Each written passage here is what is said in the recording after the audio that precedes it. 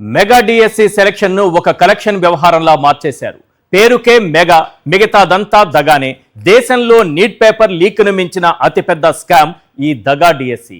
లక్షల మంది నిరుద్యోగుల ఆశలు, వారి భవిష్యత్తును బహిరంగంగా వేలం పాట వేసి మరీ సీట్లమ్మేసుకున్నారు.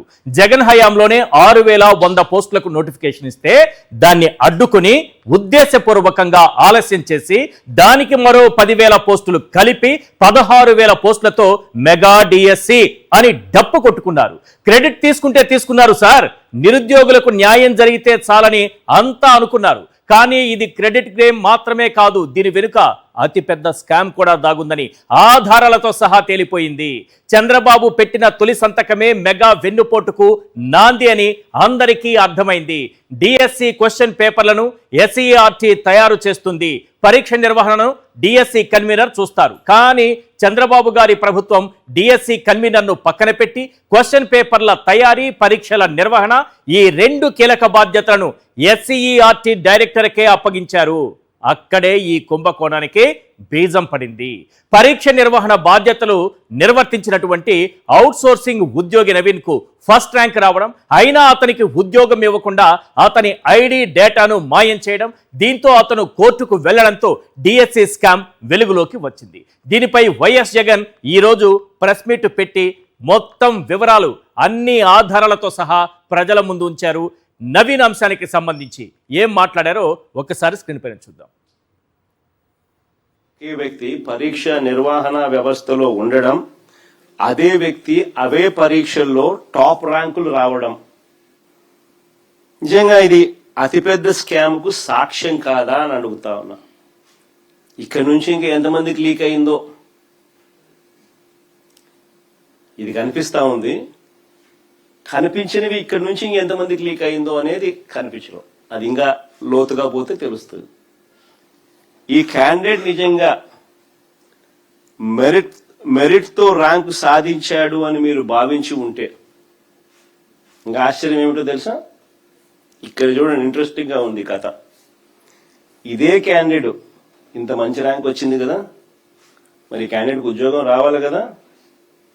ఇదే క్యాండిడేట్ కు నిజంగా మెరిట్ తో ర్యాంక్ సాధించాడని వీరు భావించి ఉంటే ఈ మనిషికి ఉద్యోగం ఎందుకు ఇవ్వలేదు? ఇది ఇంకొక మిస్టరీ. అంటే తప్పు జరిగిందని కనిపిస్తా ఉంది కదా, అతడి ఐడి కనిపించకుండా చేశారు, అతడి ఐడిని కనిపించకుండా చేశారు, అతని డేటాను మాయం చేశారు, మెరిట్ లిస్ట్ లో మార్పులు ఇష్టానుసారంగా, ఆయన పేరు లేదు. నిజంగా ఈ క్యాండిడేట్ కైనా మెరిట్ ర్యాంక్ సాధించాడని వీరు భావించి ఉంటే ఉద్యోగం ఎందుకు ఇవ్వలేదు? అంటే తప్పు జరిగిందనేగా. అతని ఐడి ఎందుకు కనిపించకుండా చేశారు? అతని డేటాను ఎందుకు మాయం చేశారు? మెరిట్ లిస్ట్ నుంచి తన పేరును ఎందుకు తొలగించారు? కాల్ లెటర్ ఎందుకు పంపలేదు? క్వశ్చన్స్ ఇవి. చివరికి ఏం జరిగింది? ఈ మనిషి కోర్టుకు పోయినాడు. నాకెందుకు డిఎస్సిలో ఎలాంటి క్వశ్చన్స్ ఇచ్చారో ఏమో కానీ అతిపెద్ద క్వశ్చన్ ఏంటంటే, డిఎస్సిలో ఫస్ట్ ర్యాంక్ వచ్చిన అభ్యర్థికి ఉద్యోగం రాలేదు, ఉద్యోగం ఇవ్వలేదు. ఫస్ట్ ర్యాంక్ ఎలా వచ్చింది? Question number 1. ఫస్ట్ ర్యాంక్ వచ్చిన అభ్యర్థికి ఉద్యోగం ఎందుకు ఇవ్వలేదు? Question number 2. ఉద్యోగం ఇవ్వలేదంటే అవును స్కామ్ జరిగింది వాస్తవమే, లీకేజీ జరిగింది వాస్తవమే అని ఒప్పుకున్నట్లే, అవునా కాదా? 3 ప్రశ్నలు. వీటికి లోకేష్ గారు కానీ అధికారులు కానీ సమాధానం చెబితే చాలు. అతను నవీన్ అనేటటువంటి వ్యక్తి అవుట్సోర్సింగ్ ఉద్యోగి, అతను ఎస్ఈఆర్టీలో పనిచేస్తున్నారు. క్వశ్చన్ పేపర్ అప్లోడ్ చేసే బాధ్యత ఎవరు చేయాలి? ప్రభుత్వ ఉద్యోగులు చేయాలి. కానీ అవుట్సోర్సింగ్ ఉద్యోగులకు అప్పగించారు. ఎందుకు?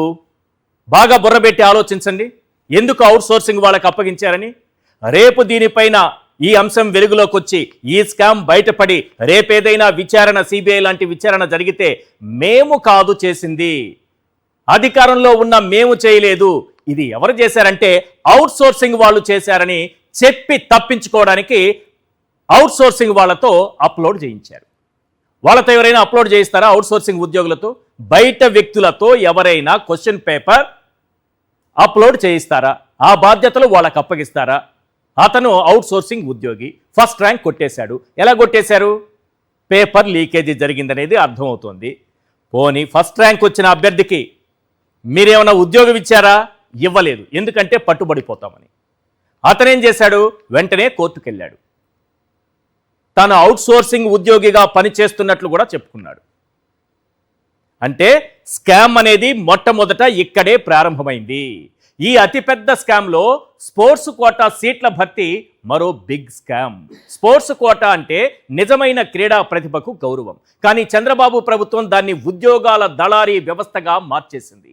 పరీక్ష రాయాల్సిన పని లేదు, పథకాలతో అవసరం లేదు, కేవలం ఆటల్లో పాల్గొన్నట్టుగా గుర్తుపెట్టుకోండి. ఆటలో గెలిచినట్టుగా, మెడల్స్ కొట్టినట్టుగా కాదు, ఆటలో పాల్గొన్నట్టుగా, పార్టిసిపేషన్, జస్ట్ పాల్గొంటే చాలు, పాల్గొన్నట్టుగా సర్టిఫికేట్ ఉంటే చాలు, ఉద్యోగాలు ఇచ్చేశారు. Inter district, inter college, inter యూనివర్సిటీల తరపున పార్టిసిపేషన్ సర్టిఫికేట్లతో ఈ ఉద్యోగాలు ఇచ్చేశారు. ఇంకా ఆశ్చర్యం ఏంటంటే ఆ పాల్గొన్న సర్టిఫికేట్లు కూడా వీరే ఇచ్చారు. ఇది మ్యాజిక్ అంటే. దీనిపై జగన్మోహన్ రెడ్డి గారు ఏమన్నారో ఒక్కసారి స్క్రీన్ పైన చూద్దాం. స్పోర్ట్స్ కోటా అసలు ఇది మామూలు స్కామ్ కాదు. ఈ స్పోర్ట్స్ కోటా కనుక ఇంటే అసలు ఎంటికలు నిలబడతాయి. నా పక్కనే దుర్గయ్య ఉన్నాడు, national games gold medalist archery, national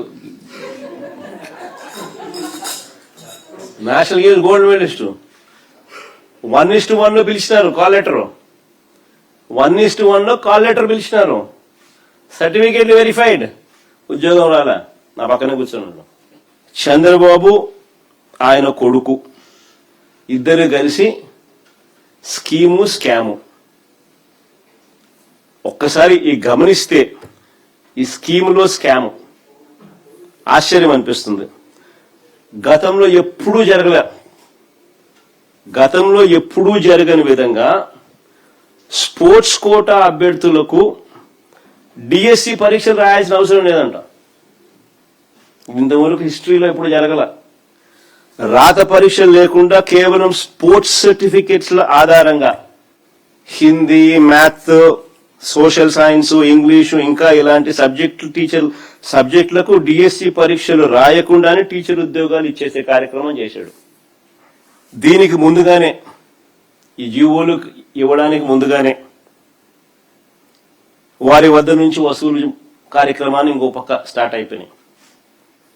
ఇంకా కొన్ని పోస్టులకైతే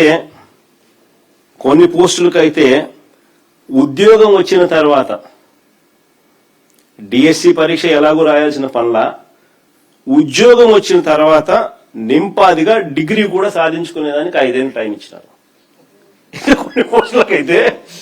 ఇంకా కొన్ని పోస్టులకైతే నీకు డిగ్రీ కూడా అవసరంలా. డిఎస్సి ఎగ్జామ్ ఎలాగూ లేదు, డిఎస్సి ఎగ్జామ్ ఎలాగో రాయాల్సిన పనుల, డిగ్రీ కూడా ఉండాల్సిన పనుల. 5 ఏళ్ళు నేను టైం ఇస్తా, 5 ఏళ్ళలో నీకు ఉద్యోగం వచ్చిన తర్వాత 5 ఏళ్లలో నువ్వు డిగ్రీ పాస్గా అంటున్నాడు కొన్ని పోస్టులకు. ఇంకా ముందుకు పోదాం. ఇది ఇంకా మోర్ ఇంట్రెస్టింగ్ గా కనిపిస్తుంది. ఇప్పుడు చూడండి, స్పోర్ట్స్ కోటా అంటే నిజమైన క్రీడా ప్రతిభకు గౌరవం.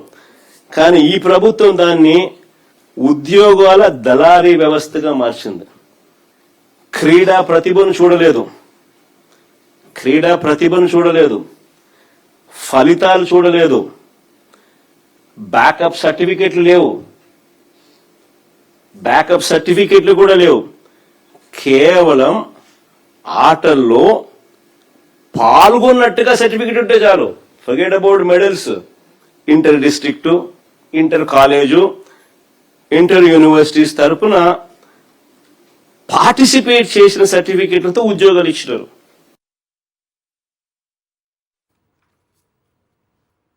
స్పోర్ట్స్ సర్టిఫికేట్ ఉంటే చాలు. అది కూడా ఏంటి, స్పోర్ట్స్లో గోల్డ్ మెడలు, సిల్వర్ మెడలు, లేదంటే విన్నర్స్ అను, సర్టిఫికేట్స్ అను ఏవో ఉంటాయి కదా, అవేవో అవసరం లేదు. జస్ట్ పార్టిసిపేట్ చేస్తుంటే చాలు. 1, డిఎస్సి రాయాల్సిన అవసరం లేదు. 2, కొన్ని పోస్టులకైతే ఎంత దారుణం అంటే డిగ్రీ కూడా అవసరం లేదు. మీరు జాయిన్ అయిపోండి, 5 ఏళ్ళు టైం ఉంటుంది. 5 ఏళ్ల తర్వాత ఈ 5 ఏళ్లలోపు డిగ్రీ కంప్లీట్ చేసుకోండి. చేసుకోకపోతే అంటే డిగ్రీ లేదు, డిఎస్సి లేదు, టెట్ లేదు, వీళ్ళు ఉపాధ్యాయులు అయిపోతారా? వీళ్ళకు ఉద్యోగాలు వచ్చేస్తాయా? స్కామ్ ఎంత పెద్ద స్కామ్ అన్నది ఒక్కసారి ఆలోచించండి. రైట్, ఈ అంశంపైనే మాట్లాడదాం. ఇంకా చాలా అంశాలపైన ఈ స్పోర్ట్స్ కోటాలో జరిగినటువంటి అక్రమాలు 1-2 కాదు సార్. జూడో, సాఫ్ట్ బాల్, ఇంకా చాలా చాలా జరిగాయి. ఈ సాఫ్ట్ బాల్ అసోసియేషన్ అధ్యక్షుడిగా టీడీపీ ఎమ్మెల్యే కోన రవికుమార్ గారు ఉంటారు.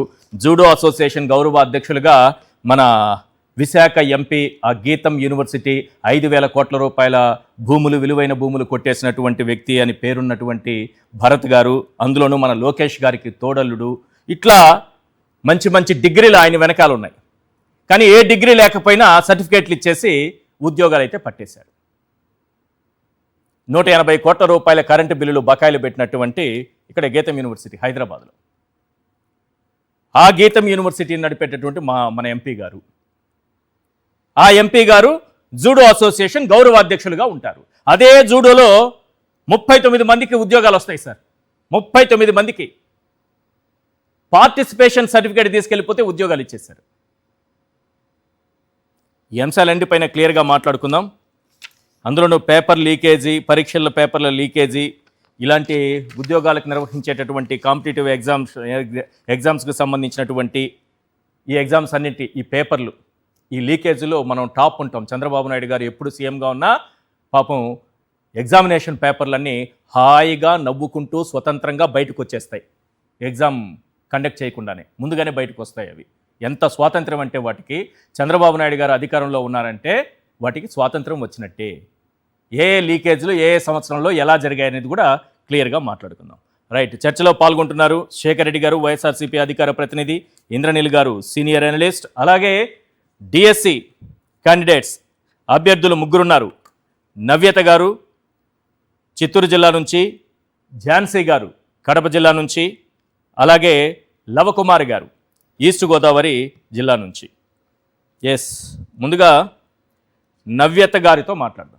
నవ్యత గారు, ఏంటి డిఎస్సికి సంబంధించి ఈ స్పోర్ట్స్ కోటాలో ఎలా అన్యాయం జరిగింది? మీరు ఎక్కడి నుంచి అసలు ఫస్ట్?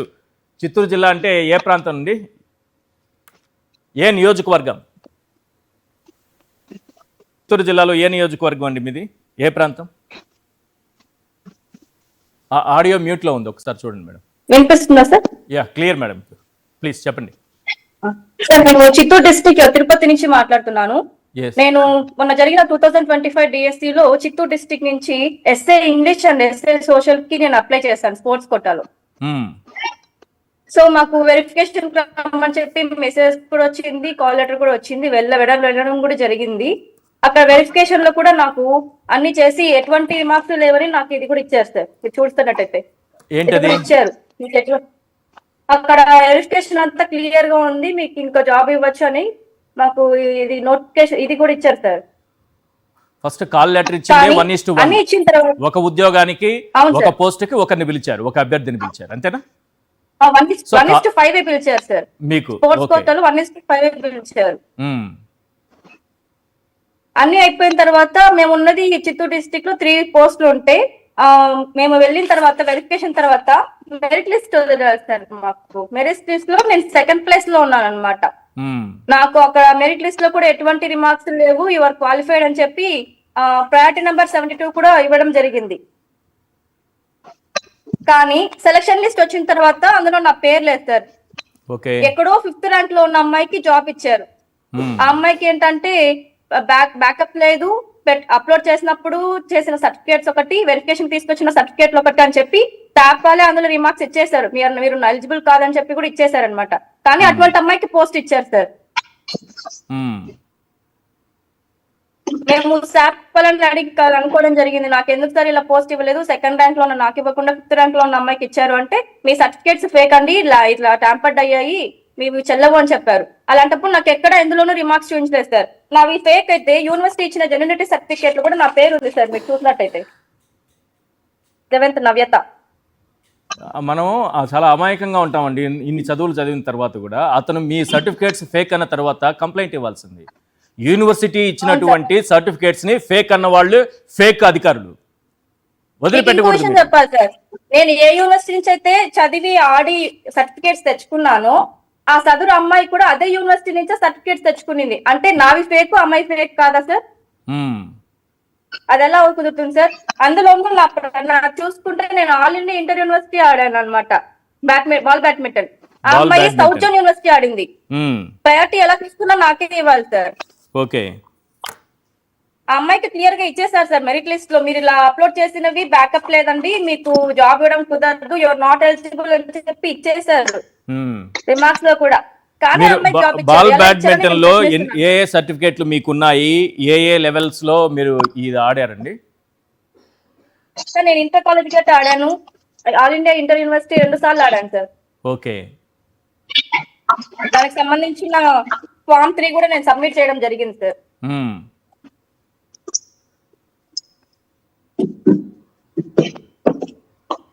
సో మీరు అడిగినప్పుడు మీది ఫేక్ సర్టిఫికేట్లు కాబట్టి రిజెక్ట్ అయ్యారని చెప్తున్నారా? అవును సార్, అది ఫేక్ అయితే యూనివర్సిటీ నా జెన్యూన్ సర్టిఫికేట్ అలా ఇచ్చింది సార్. మ్మ్. కానీ వెరిఫికేషన్కి వెళ్ళినప్పుడు అది ఫేక్ అని చెప్పలేదు ఆ సమయంలో. వెరిఫికేషన్ మాత్రం పర్ఫెక్ట్ గా ఉందని సర్టిఫికేట్ ఇచ్చారు మీకు. అవును సార్, పర్ఫెక్ట్ గా ఉందమ్మా, మేము అన్ని కరెక్ట్ గా ఉన్నాయి, ఎటువంటి రిమార్క్స్ కూడా లేవని చెప్పారు సార్. మ్మ్. సో జాబ్ గ్యారంటీ అని చెప్పారా? ఆ జాబ్ గ్యారంటీ వస్తుంది, ఎందుకంటే ఉన్నది 3 పోస్టులు, మీరు సెకండ్ ర్యాంక్ లో ఉన్నారు కాబట్టి మీకు రాకుండా పోయే ప్రసక్తి కూడా లేదని చెప్పారు సార్. మ్మ్. తీరా చూస్తేనేమో నాకు ఇవ్వకుండా ఎక్కడో 5th ర్యాంక్ లో అసలు ప్రాపర్ సర్టిఫికేట్స్ కూడా లేని అమ్మాయికి ఇచ్చారనమాట. మ్మ్.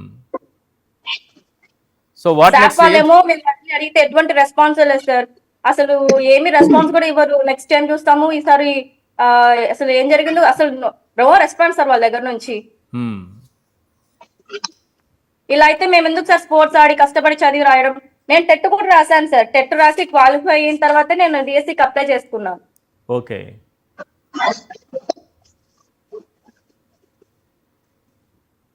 Right, what next? ఏమనుకుంటున్నారు, ఏం చేయాలనుకుంటున్నారు? మేము కోర్టులో కేసు వేసాం సార్, మాకు న్యాయం జరగాలి. లోకేష్ గారు దీని మీద నాకు సమాధానం ఇవ్వాలి. ఆ అమ్మాయి నాకు ఇవ్వకుండా, సెకండ్ ప్లేస్ లో ఉన్న అమ్మాయికి ఇవ్వకుండా 5th ప్లేస్ లో ఉన్న అమ్మాయికి ఎలా ఇచ్చారనేదానికి నాకు సమాధానం కావాలి సార్. మ్మ్. నాకు న్యాయం జరగాలి, ఎలా చేస్తారనేది వాళ్ళని అడిగితే నాకు ఎటువంటి సంబంధం లేదు అన్నట్టుగా కూర్చున్నారు స్టాఫ్ ఆఫీస్ లో. రైట్, డైరెక్ట్ గా లోకేష్ గారిని, విద్యాశాఖ మంత్రి గారిని కలిసి ఇది ప్రాబ్లం అని చెప్పొచ్చు కదా మీరు? సార్ లోకేష్ గారిని ఒకసారి ఇక్కడ నారవారిపల్లికి వచ్చినప్పుడు మేము అప్లికేషన్ పెట్టుకోవడం జరిగింది సార్. సార్ ఏమో కలెక్టర్ గారి దగ్గర నుంచి మాకు మెసేజ్లు వచ్చాయి, ఇలా మీవి డిఎస్సి లో ఇది ఉన్నట్టు కదా చూద్దాం అనేసి. అన్ని మెసేజ్లు వచ్చాయి. మా డిఈఓ గారిని కూడా కలవడం జరిగింది, ఆర్జేడీ కూడా మేము ఇది ఇవ్వడం జరిగింది సార్. కానీ నాకు ఎటువంటి పరంగా నాకు న్యాయం జరగలేదు సార్. మ్మ్. మళ్ళీ పైగా నాకు మెసేజ్ ఏమైనా వచ్చిందంటే మీ సమస్య సాల్వ్ అయింది కదా అని వచ్చింది సార్. ఎక్కడ సాల్వ్ అయింది సార్? మ్మ్. నాకు సాల్వ్ అయితే నాకు జాబ్ ఇవ్వాలి కదా సార్. అవును, 16,000 పోస్టులతో డిఎస్సి అనగానే మీకు ఎలా అనిపించింది? డెఫినెట్ గా జాబ్ వస్తుందని అనిపించిందా ఆ సమయంలో? ఎలా కష్టపడి చదివారు అది చెప్పండి. సమయంలో నేను కష్టపడి చదివాను, కష్టపడి ఇంట్లో అసలు ఆడపిల్లని స్పోర్ట్స్ పంపించడం అంటే ఆ కాలంలో చాలా కష్టం సార్. కానీ ఇంట్లో ఒప్పించి మేము దూరం వెళ్ళి స్పోర్ట్స్ ఆడి సర్టిఫికేట్లు సంపాదించుకున్నా కూడా, స్పోర్ట్స్ కోటాలో ఉన్న మాకు ఉద్యోగం వస్తుందని మేము చదివి రాసినా కూడా మాకు ఇవ్వకపోతే ఇంక మేము ఎందుకు సార్ స్పోర్ట్స్ ఆడడం? కానీ ఇచ్చారు కదా చాలా మంది. అదే స్పోర్ట్స్ కోటాలో 450 మంది దాకా ఉద్యోగాలు వచ్చాయి కదా సార్. అందులో సగం మంది ఫేకే ఉన్నారు సార్. అందులో ఉదాహరణకి నా కింద వచ్చిన అమ్మాయికే చెప్పుకోండి సార్, ఆ అమ్మాయికి అసలు ఎటువంటి ప్రాపర్ సర్టిఫికేట్స్ లేవు. ఉన్నా కూడా అందులో సర్టిఫికేట్స్ మాకు వెరిఫికేషన్ 2nd, 3rd జరిగితే అమ్మాయి సబ్మిట్ చేసిన బ్యాకప్ సర్టిఫికేట్లు June 4th ఉంది సార్. అంటే June 4th ఎలా తీసుకొని సర్టిఫికేట్ ఇస్తారు సార్? ఎప్పుడో 2008 and 2009 లో ఆడిన అమ్మాయికి June 28th 2025 లో సర్టిఫికేట్ ఎలా చెల్లుతుంది సార్? అమ్మాయి సర్టిఫికేట్స్ కొన్ని కూడా నా దగ్గర ఉన్నాయి, ప్రూఫ్ గా పెట్టుకున్నాను. అవి ఫేకా? ఖచ్చితంగా చెప్పగలరా? సార్ ఫేక్ అయితే కాదు సార్, అమ్మాయి ఆడింది కానీ అమ్మాయి దగ్గర బ్యాకప్ సర్టిఫికేట్ లేదు సార్, అది మాత్రం ఫేక్ సార్. అంటే ఏంటది బ్యాకప్ సర్టిఫికేట్స్ అంటే? బ్యాకప్ సర్టిఫికేట్ అంటే ఇప్పుడు మనము ఆల్ ఇండియా యూనివర్సిటీ ఆడతాం కదా సార్. అవును. ఇది ఆడాలంటే ఇంటర్ కాలేజ్ గేమ్ ఆడాలి సార్ మనం. yes correct right. ఈ సర్టిఫికేట్ ఆ అమ్మాయి దగ్గర లేదు సార్. ఇది ఉంటేనే ఎవరికైనా ఆ జాబ్ వ్యాలిడిటీ అన్నమాట, ఆ గేమ్ వ్యాలిడిటీ. ఇది లేకుండా అమ్మాయి డైరెక్ట్ గా ఇంటర్ కాలేజ్ ఇంటర్ యూనివర్సిటీ లెవెల్లో ఆడాలి, జిల్లా స్థాయిలో ఆడాలి, రాష్ట్ర స్థాయిలో ఆడాలి, తర్వాత నేషనల్ లెవెల్లో ఆడాలి. కానీ ఇవన్నీ బ్యాకప్ లేకుండానే డైరెక్ట్ గా ఓ సర్టిఫికేట్ పట్టుకొచ్చింది, అంతేనా? అవును సార్. ఇంకో విషయం కూడా చెప్పాలి సార్. అమ్మాయి పెట్టింది బ్యాడ్మింటన్ అయితే బ్యాకప్ గా బాల్ బ్యాడ్మింటన్ పెట్టింది. ఒక గేమ్ కి ఇంకో గేమ్ కి సంబంధం లేకుండా ఎలా పెడుతుంది సార్? మళ్ళీ చెప్పండి. అమ్మాయి ఇప్పుడు మనము అప్లై చేసేటప్పుడు అప్లోడ్ చేసేటప్పుడు బ్యాడ్మింటన్ సర్టిఫికేట్ బ్యాడ్మింటన్ 2008-9 లో అన్నట్టు, కానీ దానికి సంబంధించిన బ్యాకప్ సర్టిఫికేట్ కూడా బ్యాడ్మింటనే ఉండాలి. కానీ అమ్మాయి బాల్ బ్యాడ్మింటన్ గేమ్ పెట్టింది అనమాట. అంటే దానికి సంబంధమే లేని సర్టిఫికేట్ పెట్టింది. కబడ్డీ తీసుకొచ్చిన ఇచ్చేటట్టున్నారు ఉద్యోగాలు వీళ్ళు. ఎలాంటి సర్టిఫికేట్స్ పెట్టినా వాళ్ళు చెక్ చేసుకోవడం లేదు సార్. ఎస్, ఒక చిన్న బ్రేక్ తీసుకుందాం మేడం, కంటిన్యూ చేద్దాం డిబేట్ ని. చాలా అంశాలు ఉన్నాయి. ఈ డిఎస్సి స్కామ్ లో అతిపెద్ద స్కామ్ మళ్ళీ స్పోర్ట్స్ కోటాలో జరిగినటువంటి స్కామ్. వీటన్నిటిపైన క్లియర్ గా మాట్లాడుకుందాం. డిఎస్సినే పెద్ద స్కాము, అందులో స్పోర్ట్స్ కోటాకు సంబంధించింది అతిపెద్ద స్కామ్ గా కనిపిస్తోంది. ఒక్కో సీటు 15 లక్షల నుంచి 20 లక్షల వరకు ఒక వేలం పాట పాడేశారు. దీనికి సంబంధించినటువంటి కాల్ రికార్డులు ఇప్పటికే బయటకు కూడా వచ్చాయి. ఒక వ్యక్తి ఆంధ్రప్రదేశ్ ప్రభుత్వ లోగోను వాట్సాప్ డీపీగా పెట్టుకుని డిఎస్సి క్యాండిడేట్తో బేరసారాలు చేస్తున్నటువంటి వీడియోలు కూడా బయటకు వచ్చాయి. అయినా దీనిపై ఎలాంటి యాక్షన్ తీసుకున్నటువంటి దాఖలాలు లేవు. ఇక ఇదే స్పోర్ట్స్ కోటా భర్తీలో చాలా అవకతవకలు జరిగాయి. జూడోలో 39 మందికి, సాఫ్ట్ బాల్లో 38 మందికి ఉద్యోగాలు వచ్చాయి. మొత్తం 60కి పైగా ఉన్నాయి ఏ క్రీడలు అనేవి. అవన్నీ క్లియర్గా తర్వాత మాట్లాడుకుందాం. ఈ రెండు కేటగిరీల గురించి, ఈ రెండు ఆటల గురించి ఎందుకు చెప్తున్నానంటే ఇక్కడ మ్యాజిక్ ఒకటి ఉంది. ఏంటో తెలుసా? ఇంతకుముందు నేను చెప్పాను కదా, సాఫ్ట్ బాల్ అని, జూడో అని. జూడోలో 39 మందికి, సాఫ్ట్ బాల్లో 38 మందికి ఉద్యోగాలు వచ్చాయి కదా. ఆ సాఫ్ట్ బాల్ అసోసియేషన్ అధ్యక్షుడు ఎవరో తెలుసా? టీడీపీ ఎమ్మెల్యే కోన రవికుమార్. క్లియరా మీకు ఇప్పుడు? ఇక జూడో అసోసియేషన్ గౌరవ అధ్యక్షుడు ఎవరో తెలుసా? విశాఖ ఎంపీ, అంటే లోకేష్ గారి తోడలుడు భారత్ గారు. ఈ డిఎస్సి నియామకాలు ఎంత పారదర్శకంగా జరిగాయో చెప్పడానికి ఇదొక చిన్న ఎగ్జాంపుల్ మాత్రమే. ఒకసారి ఇదే అంశం పైన జగన్మోహన్ రెడ్డి గారు ఏమన్నారో విందాం సార్. బాల్ బ్యాడ్మింటన్ ఎప్పుడన్నా విన్నారా?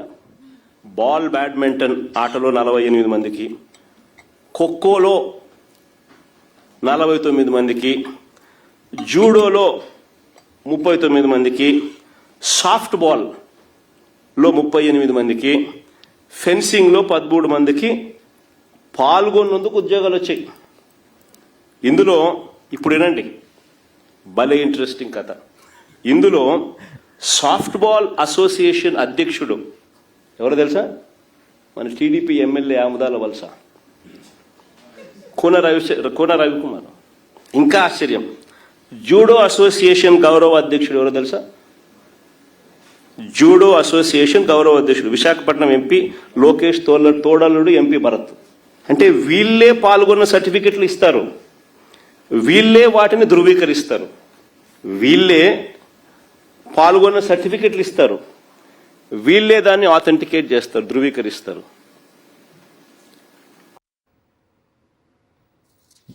ఇప్పుడు అర్థమవుతుంది కదా స్పోర్ట్స్ కోట ఎంత పారదర్శకంగా జరిగిందో. ఇప్పటికీ సమాధానం లేదు ప్రభుత్వం నుంచి. శేఖర్ రెడ్డి గారితో మాట్లాడదాం. శేఖర్ రెడ్డి గారు, డిఎస్సి అక్రమాలకు సంబంధించి ఏం చేస్తారు? సిబిఐ ఎంక్వైరీ అంటున్నారు, డిమాండ్ చేస్తారా? సిబిఐ ఎంక్వైరీ జరిగేంత వరకు మీ పార్టీ పోరాటం కొనసాగుతుందా? ఎందుకంటే ఇప్పటికే ప్రతి ఒక్కటి జగన్మోహన్ రెడ్డి గారు ఎవిడెన్స్తో సహా, ఆధారాలతో సహా బయటపెట్టారు. మరి దీన్ని ఇలాగే వదిలేస్తే నష్టపోయినటువంటి అభ్యర్థులకు న్యాయం జరిగేది ఎలా? నమస్తే అండి ఈశ్వర్ గారు, మీకు తోటి ప్యానలిస్టులకి అండ్ సాక్షి టీవీ వీక్షకులందరూ కూడా గుడ్ ఈవినింగ్ సార్. సో ఇది నిజంగా అత్యంత దుర్మార్గమైన, హేయమైన చర్య సార్. ఇది సిబిఐ ఎంక్వైరీ ఖచ్చితంగా వేసి దోషులని గుర్తించి వాళ్ళకి కఠిన శిక్షలు విధించాల్సినటువంటి కార్యక్రమం సార్. ఇది అంతటితో తప్పు చేశారు సార్ వీళ్ళు. ఎవరైతే అభ్యర్థులు సార్ 18 లక్షల మంది అభ్యర్థులు రాశారు సార్, వాళ్ళ జీవితాలతో చెలగాటమాడింది సార్ ఈ ప్రభుత్వం. సార్ వైఎస్ఆర్ కాంగ్రెస్ పార్టీ అధికారంలో ఉన్నప్పుడు 6,100 పోస్టులు ఇస్తే మేము మెగా డిఎస్సి ఇస్తాం, 25,000 ఉద్యోగాలు ఖాళీ ఉన్నాయని చెప్పేసి మొదటి సంతకం పెట్టి 16,000 ఉద్యోగాలకే నోటిఫికేషన్ వదిలి ఏది మా 6,100 కూడా దాంట్లో కలిపేశారు సార్. కలిపేసి 16,000 ఉద్యోగాలకి ఇచ్చేసి దగా డిఎస్సి అక్కడి నుంచి మొదలు పెట్టారు సార్. ఎస్సీఆర్టీ ఏదైతే ఉందో పరీక్షా పత్రాన్ని రెడీ చేయాలి, టెట్ ఏదైతే డిఎస్సి కన్వీనర్ అతను ఎగ్జామ్ నిర్వహించాలి సార్. కానీ 2 SCRTకి అప్పచెప్పేసి ఆ కృష్ణారెడ్డి అని లోకేష్ కి అత్యంత సన్నిహితులు కదా అప్పచెప్పి అక్కడి నుంచి స్టార్ట్ చేశారు సార్. స్టార్ట్ చేసి సార్ ఏదైనా క్వశ్చన్ పేపర్ రెడీ చేస్తున్నాం మనం అంటే అత్యంత గోప్యంగా కాన్ఫిడెన్షియల్ గా ఉంచాల్సినటువంటి అంశం సార్.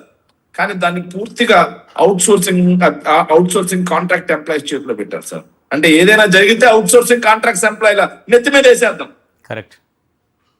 సో వాళ్ళు పర్మనెంట్ ఎంప్లాయీస్ కాదు, ఏదైనా అవకతవకలు జరిగాయని చెప్పేసి ఎవరైనా ఆరోపణలు వేస్తే వాళ్ళ నెత్తి మీద వేసేద్దాం వాళ్ళు. సో నవీన్ అనే అతను SCRTలో కంప్యూటర్ ఏదైతే ఆపరేటర్ గా ఉన్నటువంటి వ్యక్తి సార్ ఈ క్వశ్చన్ పేపర్లు అప్లోడ్ చేసేది ఆయన సార్. అప్లోడ్ చేసి ఆయన క్వశ్చన్ పేపర్ అప్పచెప్పారు, ఆయన ఎగ్జామ్ రాశారు సార్. ఎగ్జామ్ రాస్తే all India state first, sorry Andhra Pradesh లో స్టేట్ ఫస్ట్ ఒకటి వచ్చింది, ఇంకో దాంట్లో స్టేట్ ఏదైతే తెలుగు ఏదైతే TGTలో తెలుగు పరీక్షలో Zone 2లో 6th rank sir. 6th rank. మరి ఆయనకి ఎందుకు నేను అడుగుతున్నాం సార్, మొదటి రోజు నుంచి అడిగే ప్రశ్న ఇదే సార్. చాలా మంది అభ్యర్థులు అండ్ వైఎస్ఆర్ కాంగ్రెస్ పార్టీ నుంచి అడిగే ప్రశ్న ఇది. తెలుగుదేశం పార్టీకి సంబంధించినటువంటి మంత్రి గాని లేకపోతే ఏదైతే విద్యాశాఖ ప్రిన్సిపల్ సెక్రటరీ కానీ లేకపోతే దీనికి సంబంధించినటువంటి వ్యక్తులు ఎవరు కూడా సమాధానం చెప్పట్లేదు సార్. భరణి మేడం కూడా సమాధానం నేరుగా చెప్పట్లేదు సార్. కేవలం డొక్క తిరుగుడు సమాధానాలు మాత్రమే చెప్తా ఉన్నారు సార్. పాయింట్ నెంబర్ 1, నవీన్కి ఎందుకు ఉద్యోగం ఇవ్వలేదు? నవీన్ యొక్క డేటాను ఎందుకు డిలీట్ చేశారు? అతను వెరిఫికేషన్ కు రాలేదని మీ పార్టీ నాయకులు వెళ్ళి అడిగినట్టున్నారు నిలదీసినప్పుడు వాళ్ళు చెప్పినటువంటి. సార్ వెరిఫికేషన్ కి రాలేదు అని వాళ్ళు చెప్తున్నారు సార్. మనం కొంచెం వివేకంతో ఆలోచన చేద్దాం సార్. ఎగ్జామ్ రాసి ఏదైతే స్టేట్ ఫస్ట్ వచ్చిన అతను సర్టిఫికెట్లు తీసుకొని వెరిఫికేషన్ కి వెళ్ళడా? సరే వెళ్ళకపోతే అతను నేరుగా కోర్టు కిందకి వెళ్ళాడు. అది పాయింట్. అతను నేరుగా కోర్టు కిందకి వెళ్ళాడు. నాకు ఉద్యోగం ఇవ్వలేదని కోర్టుకి వెళ్ళారు. సార్ నాది ఏదైతే ఉందో నా డేటా మొత్తాన్ని డిలీట్ చేసి పడేశారు. నాకు కాల్ లెటర్ ఇవ్వలేదు, నన్ను సర్టిఫికెట్ల వెరిఫికేషన్ కి పిలవలేదు అని చెప్పేసి అతను నేరుగా కోర్టుకు వెళ్ళాడు. మరి అతను ఎందుకు ఇవ్వలేదు? అతను ఏదైతే అతను తప్పులు చేయకపోతే మీరు ఎందుకు ఇవ్వలేదు? ఒకవేళ ఇవ్వకపోతే మీరు తప్పు చేసినట్ట. ముందు దీని మీద సిబిఐ ఎంక్వైరీ జరగాలి సార్. పేపర్ లీకేజ్ అనేది ఒక నవీన్ అనే వ్యక్తి దగ్గర ఆగిపోయిందా, లేకపోతే ఈ భాగవతం ఏ స్థాయి వరకు వెళ్ళింది, ఎన్ని కోట్ల రూపాయలు ముడుపులు చేతులు మారాయి? దీని మీద కూడా సిబిఐ ఎంక్వైరీ జరగాలి. ఏదైతే DSC అభ్యర్థులు ఎవరైతే ఉన్నారో నిజాయితీగా అహర్నిశము రాత్రనుకు పగలనక కష్టపడి చదువుకున్నటువంటి అభ్యర్థులు ఎవరైతే ఉన్నారో వాళ్ళకి అన్యాయం జరిగిందో వాళ్ళకి న్యాయం జరగాల్సిందే సార్. సో ఈ DSCకి సంబంధించి మనం నేరుగా మాట్లాడాం సార్. ఇంకోటి DSC అంటేనే డిస్ట్రిక్ట్ సెలక్షన్ కమిటీ సార్. అవును. దానికి సంబంధించినటువంటి మొత్తం కూడా జిల్లా కలెక్టర్ కార్యాలయంలో మొత్తం మెరిట్ లిస్టులు మొత్తం ప్రదర్శించడం కానీ మొత్తం అక్కడే జరుగుతుంది సార్. కానీ దీన్ని సెంట్రలైజ్డ్ చేశారు సార్. సెంట్రలైజ్ కూడా ఎలా చేశారంటే సార్ దుర్మార్గమైనటువంటి అంశం సార్. ఏదైనా ఒక ఎగ్జామ్ సార్, గవర్నమెంట్ ఎగ్జామ్ ఇక్కడనే కాదు సార్, ఎక్కడైనా సరే ఏ ఎగ్జామ్ అయినా తీసుకోండి సార్. ముందు ఎగ్జామ్ పెట్టిన తర్వాత కీ వదులుతారు సార్. కీ వదిలిన తర్వాత ఏదైతే ఎగ్జామ్ కి సంబంధించినటువంటి రిజల్ట్ వదులుతారు సార్. రిజల్ట్ వదిలిన తర్వాత కట్ ఆఫ్ మార్కులను వదులుతారు సార్. కట్ ఆఫ్ మార్కులు వదిలిన తర్వాత మెరిట్ లిస్ట్ అనేది పెడతారు సార్. కానీ ఇక్కడ ఎక్కడా కూడా పారదర్శకంగా చేసినటువంటి పరిస్థితి మనం గమనించామా? అభ్యర్థులు ఎవరైనా జిల్లా కలెక్టర్ కార్యాలయానికి వెళ్తే మీరు విద్యాభవన్కి పోండి అంటారు, విద్యాభవన్కి పోతే మళ్ళీ మీరు జిల్లా కలెక్టర్ ఆఫీస్కి పోండి అని చెప్తారు. ఆ విషయం నేను చెప్పట్లేదు సార్, నేరుగా DSC అభ్యర్థులే బయటకు వచ్చి బోరుమంటూ చెప్తున్నటువంటి అంశం సార్. అది ఎక్కడి నుంచి అక్కడికి అక్కడి నుంచి ఇక్కడికి తిప్పుతా ఉన్నారు సార్. సార్ 1:1 అంటే ఏంటి సార్? మామూలుగా అడుగుతున్నాను. ఒక ఉద్యోగానికి ఒక అభ్యర్థి మాత్రమే. 1:1 లో తీసుకే ముందే ఏం చేస్తారంటే సార్ అతను మెరిట్ లిస్ట్ లో ఉన్నాడా లేదా, ఓసీనా, ఎస్సీనా, ఎస్టీనా, బీసీనా, మైనార్టీనా, లేదా స్పోర్ట్స్ కోటానా మొత్తం చూసి ఆ రిజర్వేషన్ తో పాటుగా వర్టికల్ హారిజాంటల్ రిజర్వేషన్స్ మొత్తం కూడా తీసిన తర్వాత రోస్టర్ మెరిట్ లిస్ట్ మొత్తం వచ్చిన తర్వాత మాత్రమే 1:1 పిలుస్తారు సార్. మరి 1:1 పిలిచినప్పుడు అతని యొక్క సర్టిఫికెట్లు నిజమైనవైతే, అతని యొక్క సర్టిఫికెట్లు ఫేక్ కాకపోతే అతనికి ఉద్యోగం కన్ఫర్మ్ ఇవ్వాలి కదా.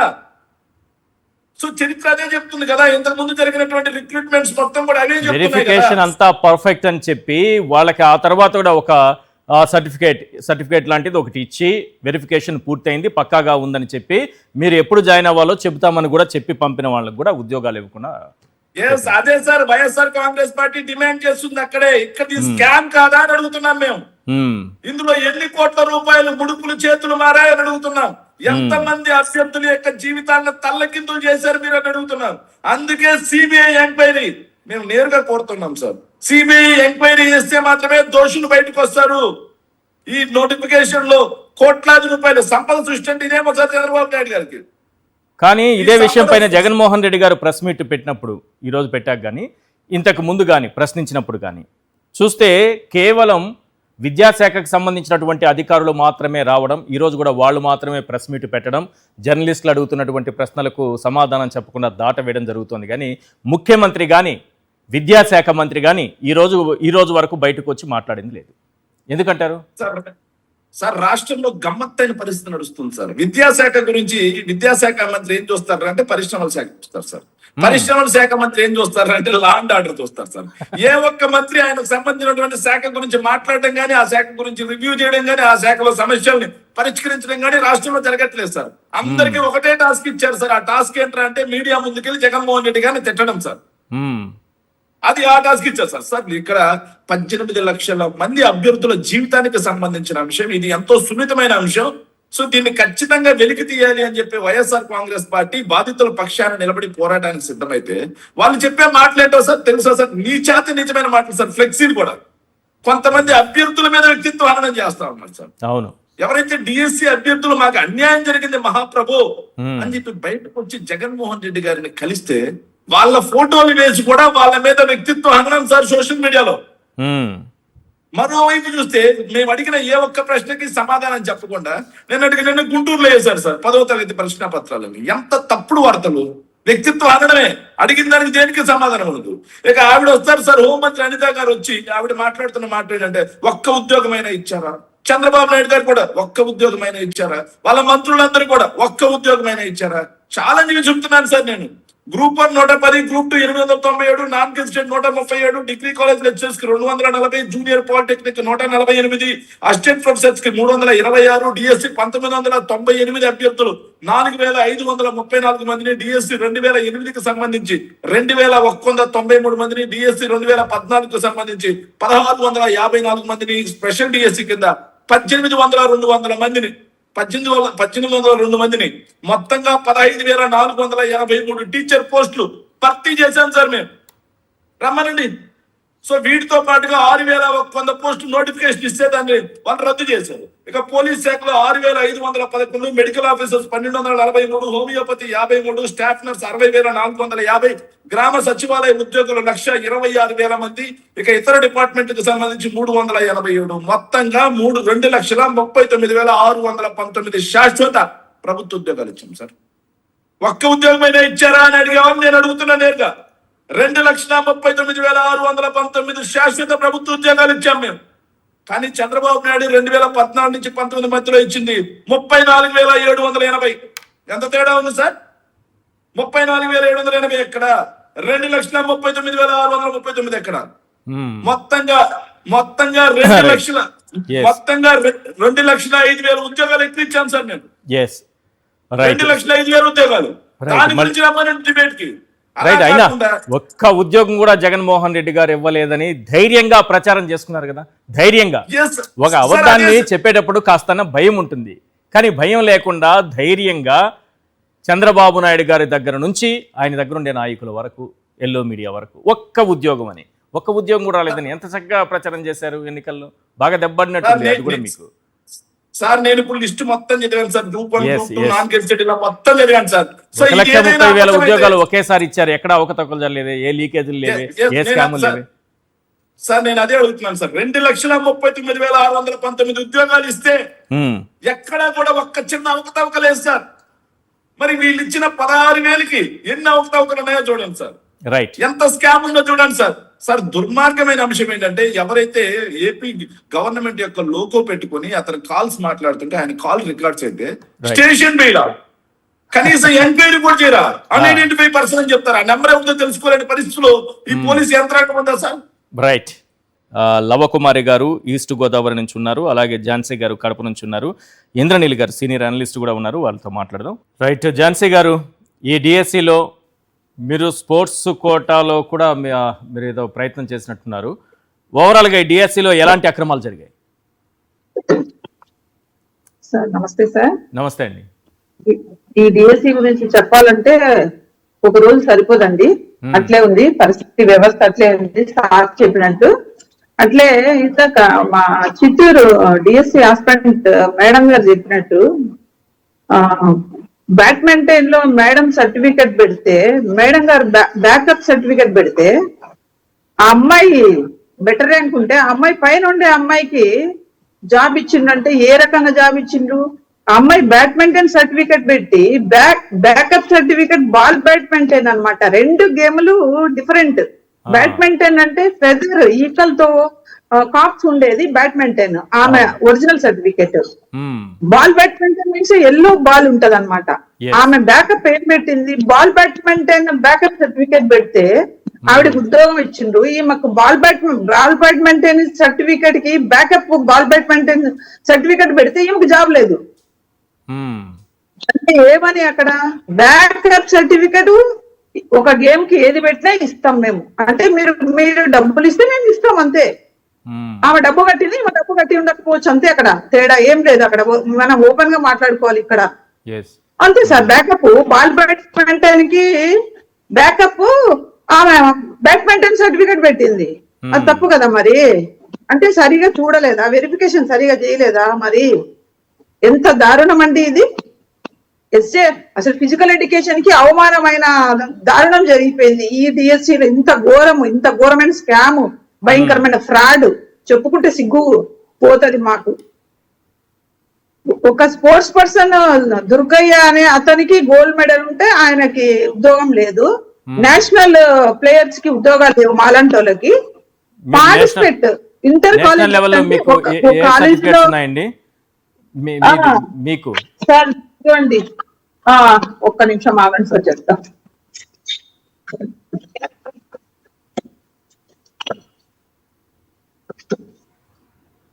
ఇదిగోండి సార్, అసలు మా నెంబరే లేదులేండి దాంట్లో.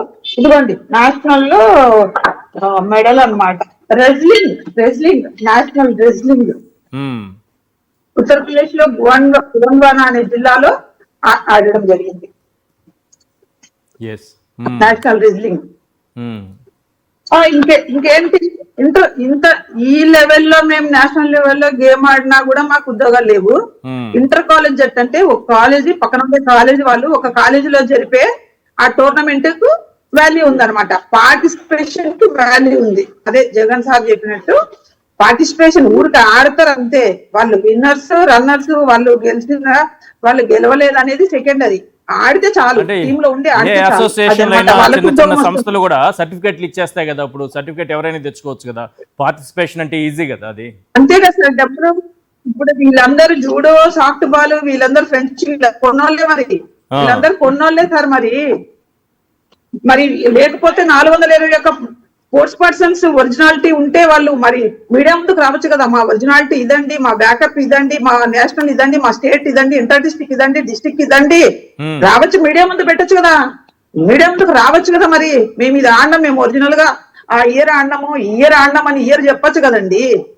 మరి ఇంత జరుగుతా ఉన్నా, ఇంత ఆంధ్రప్రదేశ్ లో ఇంత అన్యాయం జరిగిందని డిఎస్సి అభ్యర్థులు రోడ్డుకి ఎక్కి ఇబ్బంది పడి బాధపడతా ఉంటే, ఒక్కొక్కరు ఫ్యామిలీలో చదివి ఇబ్బందులు పడి ఆర్థికంగా మానసికంగా ఇబ్బంది పడి అల్లాడుతా ఉంటే ఒక్క టీడీపీ నాయకుడు గాని, లీడర్ చంద్రబాబు గారు గాని, లోకేష్ గారు గాని ఆ మీడియా ముందుకు వచ్చి ఇది జరిగిందండి, ఇది జరిగింది, మేము ఒరిజినల్ గా పారదర్శకంగా చేసినాము, డిఎస్సిని ఇక్కడ లేనంత పారదర్శకంగా నిర్వహించినాము, మీరు మాకు పేరు పెట్టద్దు, మీరు మమ్మల్ని అనాల్సిన అవసరం లేదని మీడియా ముందుకు వచ్చి సభాముఖంగా చెప్పాలి కదా సార్. మరి మీ పారదర్శకత నిరూపించుకోవాలి కదండి. సరే, లోకేష్ గారి అపాయింట్మెంట్ అయితే దొరకకపోవచ్చు. స్థానికంగా ఉండేటటువంటి టీడీపీ నాయకులు వీళ్ళు ఏమన్నా కలిస్తే ఏమన్నా ప్రయోజనం ఉంటుంది అనుకుంటారా? ఈ లెక్కన గల్లీలో ఆడుకున్నా కూడా డబ్బులు ఇస్తే మాకు పోస్ట్ ఇస్తారా? మాకు తెలియదు కదా ఆ విషయాలు. గల్లీలో ఆడుకున్నా కూడా ఊరికే సర్టిఫికేట్ తెచ్చుకున్నా ఇస్తారని తెలియదు కదా. మరి బ్యాకప్ సర్టిఫికేట్ బాల్ బ్యాడ్మింటన్ తేడా తెలియకుండానే మేడం గారు పెట్టిన సర్టిఫికేట్ ఉద్యోగం రాలేదు. బ్యాడ్మింటన్ కి బాల్ బ్యాడ్మింటన్ సర్టిఫికేట్ పెడితే బ్యాకప్ కు ఉద్యోగం ఇచ్చిండ్రు. అంటే అక్కడ ఎంత గుడ్డిగా వ్యవస్థ నడిచిపోయిందో చూడండి. ఎంత గుడ్డిగా వెరిఫికేషన్ చేసి అంటే పైసలు ఇస్తే ఉద్యోగం ఇచ్చిండ్రు ఆడ క్లియర్ గా అర్థమవుతుంది మనకు. దాంట్లో చెప్పుకోవాల్సినంత అవసరం లేదంటే ఇప్పుడు లోకేష్ గారి అపాయింట్మెంట్ అయితే దొరకపోవచ్చు. స్థానికంగా ఉన్నటువంటి మంత్రులు ఎమ్మెల్యేల అపాయింట్మెంట్ అయినా దొరుకుతుంది కదా. వాళ్ళకి చెప్పుకుంటే ఏమైనా న్యాయం జరుగుతుంది అనుకుంటున్నారా? అసలు మొత్తం సారే కదా సార్ నడిపేది, కథ నడిపేది సార్ అయితే వాళ్ళకి చెప్పినా ఒకటే చెప్పకున్నా ఒకటే. ఏం చేస్తారు సార్ వాళ్ళంతా? ముందు వాళ్ళకు ఉందా అక్కడికి వెళ్ళి మాట్లాడేంత సీన్ లేదు కదా అక్కడ. లోకేష్ గారిని అడిగే దొమ్ము ధైర్యం ఎదుర్కొని సార్ చెప్పండి. మరి ఇంత రాష్ట్రంలో నేను ఒక క్వశ్చన్ అడుగుతా డైరెక్ట్ గా గవర్నమెంట్ ని చెప్పాలి. మరి ఇంత అన్యాయం జరిగిందని రోడ్డుకెక్కి రచ్చ చేసి బాధపడి వాళ్ళు కలెక్టర్ చుట్టూ మాట్లాడి వాళ్ళు ఇబ్బందులు పడతా ఉంటే కనీసం ఒక ఎమ్మెల్యే గాని ఒక ఎంపీ గాని తర్వాత లోకేష్ గారు గాని చంద్రబాబు గారు గాని మీడియా ముందుకు వచ్చి ఇది ఎందుకు జరిగింది, మేము పారదర్శకంగా చేసినాం కదా అని వచ్చి వాళ్ళు సభాముఖంగా మీడియా ముఖంగా చెప్పాలి కదా, వివరించాలి కదా. రావడం లేదు అంటే తప్పుకొని తిరుగుతున్నారు అంటే మీరు పక్కా స్కామ్ చేసిండ్రు. మీరు ఫ్రాడ్ జరిగింది కాబట్టి ఎవరికి ఇచ్చుకున్నారో ఆ లిస్ట్ బయట పెట్టడం లేదు. మీరు పెట్టిన ఎక్కడ డిఎస్సి మొదలు పెట్టినప్పటి నుంచి కాల్ లెటర్స్ దగ్గర నుంచి సెలక్షన్ లిస్ట్ వరకు అర్ధరాత్రి 1 గంటకు ఇచ్చిండ్రు. మరి ఎందుకు ఇచ్చిండ్రు అర్ధరాత్రి 1 గంటకు? తెల్లవారితే ఇవ్వచ్చు కదండి. ప్రతి కాల్ లెటర్ కానించి తర్వాత సెలక్షన్ లిస్ట్ వరకు అర్ధరాత్రి పూట ఎందుకు పెట్టాలి సార్? మరి డే టైమ్ లో పెట్టచ్చు కదా, 9 గంటలకు పెట్టచ్చు కదా, సాయంత్రం 5 వరకు చూసుకుంటాం కదా. ఇవన్నీ స్కాములు కాకుంటే ఏంటి సార్? మరి మీ విషయంలో ఏం జరిగింది? అవును సార్, నాకు స్పోర్ట్స్ కోటాలో లేదు జాబ్, నా జాబ్ లేదు. మరి మీరు రెజ్లింగ్ నేషనల్ లెవెల్లో ఆడారు కదండి, మెడల్ మీ చేతిలో మెడల్స్ ఉన్నాయి, సర్టిఫికెట్లు ఉన్నాయి,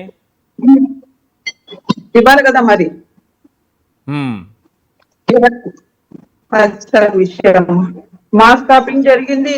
ఎస్ఏపిఈలో ఒక 20 ప్రశ్నలు తప్పులు, మొత్తం తప్పులు మల్టిపుల్.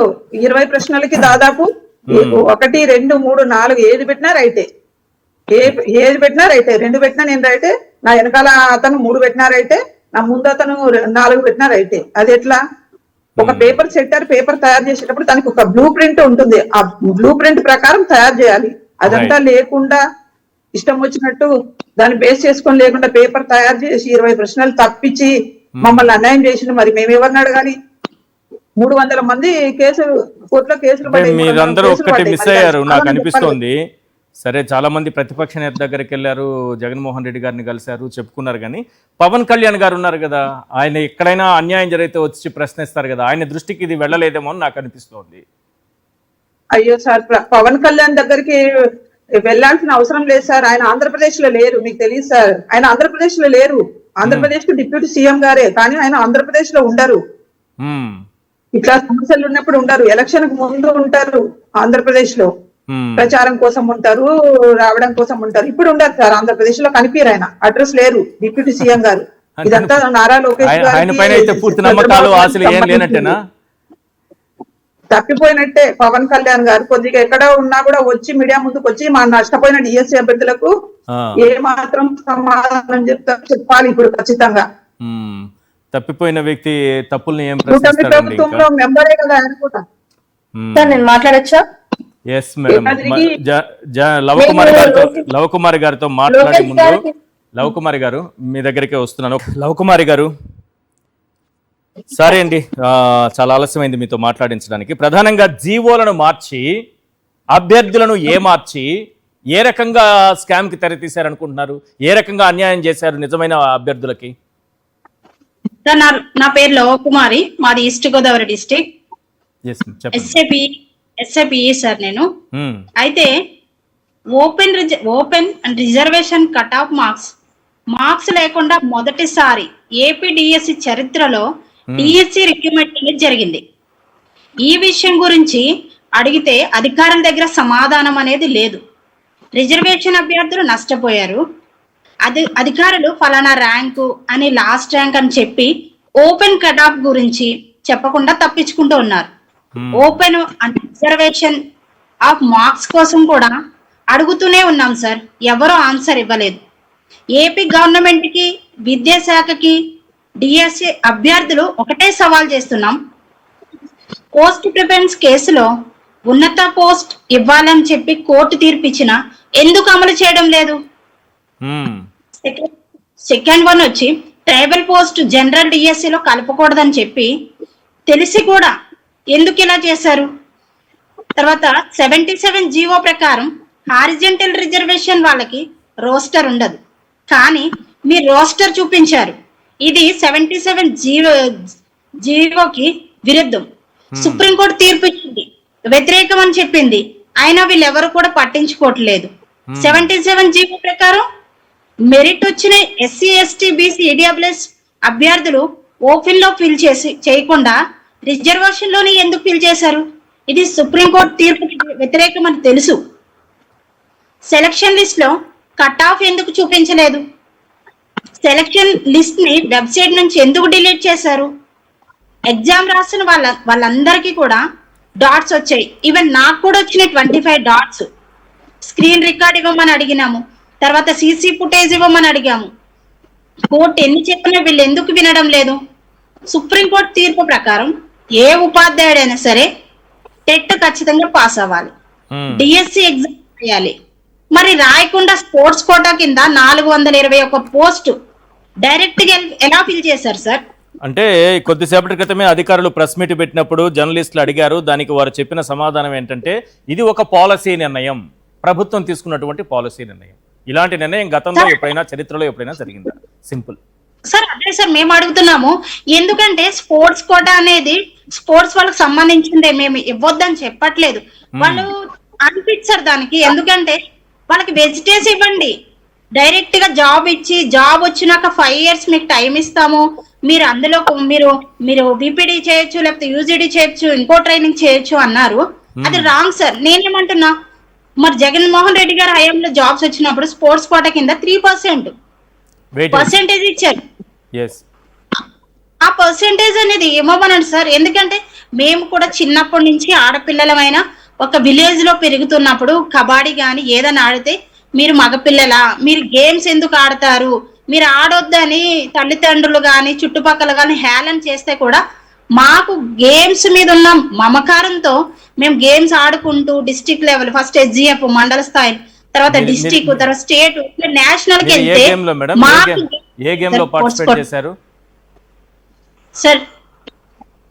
సార్ నేను 400 మీటర్స్ హడిల్స్ చేశాను సార్ యూనివర్సిటీ లెవెల్లో.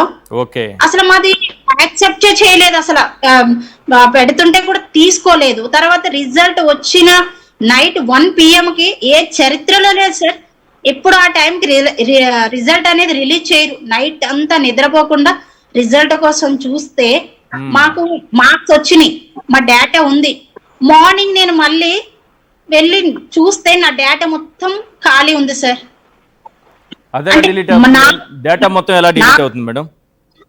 సార్ నా డీటెయిల్స్ అనేవి అందులో ఏమి కనిపించట్లేదు సార్. అసలు నా డేటా లేదు, జస్ట్ నా పేరు కూడా కనిపించట్లేదు. నేను నా డిఎస్సి నెంబర్ అనేది నేను ఆన్లైన్ లాగిన్ అవుతుందా మీకు? అసలు కాలేదు సార్, అసలు ఓపెన్ కాలేదు సార్ నాది. మొత్తం కొట్టేశారు, తీసేశారు. అది కాకుండా నాకు డిఎస్ ఎగ్జామ్ లో 25 డాట్స్ కనిపించినాయి సార్. నేను అన్ని పెట్టుకున్నా, నేను డాట్స్ కనిపించినాయి.